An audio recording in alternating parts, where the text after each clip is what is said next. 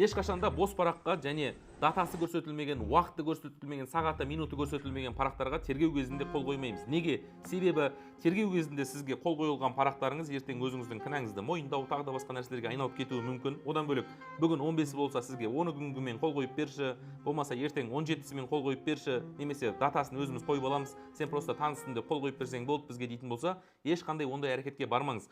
Қол қойып жатқанда сіздің бірінші басты назар аударатын нәрселеріңіз бүгін 15-і ма 15-і болу керек, сағат 19:00 ма 19:00-де қол қоюыңыз керек.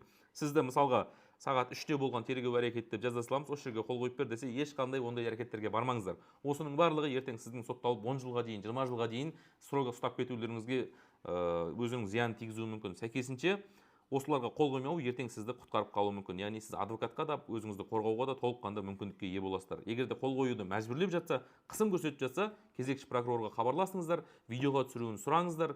Мені пустой параққа қол қойғызып жатыр, датасы көрсетілмеген, уақыты көрсетілмеген, мен неге қол қойып жатқанымды білмеймін деп сол қызметкердің үстінен арыз шағым түсірсеңіздер болады.